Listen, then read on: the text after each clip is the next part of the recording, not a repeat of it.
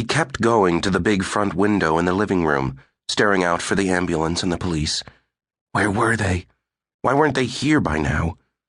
He paced, barely feeling the soft rug beneath his feet, stopped as he heard a siren far off. Its wail came closer and closer, and he stared out the window up the street toward the corner. The wail peaked nearby, diminished, faded to the north. Another siren began behind it, crested, faded to the north as well. Ambulances to an accident, police chasing somebody, God knows what. Why weren't they coming here? He glanced across the living room toward Claire and the baby in the kitchen. Claire looked worse than before, catatonic now, staring blankly at the wide smear of milk across the black table. She was nearly always smooth-cheeked and attractive, but for 2 months when she was pregnant, and after the delivery whenever the baby woke them in the night, her face played a trick, went grotesquely pale and gaunt like a skull, and it was like that now. He sensed something inside her winding tighter and tighter. He was afraid of what she might do to herself if the thing suddenly snapped and she became violent again. She had flung the baby's bottle across the kitchen while he phoned for help. The bottle had shattered, glass and milk flying against the stove, and Sarah had screamed, "Stop it!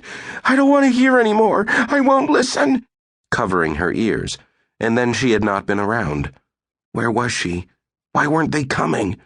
He was growing worried about what the shock of everything had done to her, wanting badly to go look, holding back, not daring to let Claire out of his sight, thinking, Cass, he didn't need to do this. Not the baby. No matter what, he didn't need to kill the... Jesus, not the baby. In the spring, 1.5 years ago, he had almost gone away with another woman. She had been lovely and good for him, and she had sought him out at a time when his life seemed nothing more than work and responsibility to Claire and Sarah. It was an old story, and he should have known better.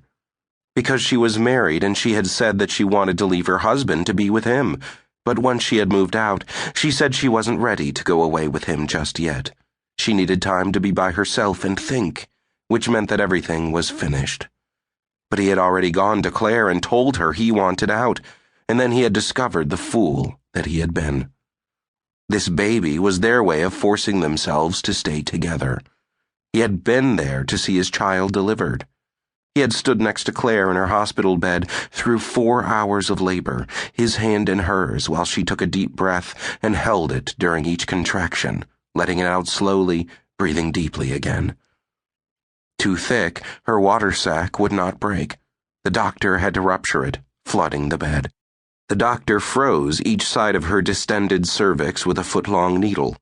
The nurses wheeled her off to the delivery room, while he and the doctor went through a swinging door to a row of lockers, and put on white caps and gowns and face masks and shoe coverings, and then he was in the bright, sharply antiseptic-smelling delivery room, where he sat on a stool by her head, watching a mirror that was angled between her legs. His breath felt warm and moist beneath his face mask, faintly suffocating. The nurses were arranging trays of instruments. The doctor was joking about the big surprise the baby was going to have when it discovered there was another world. He himself was laughing excitedly.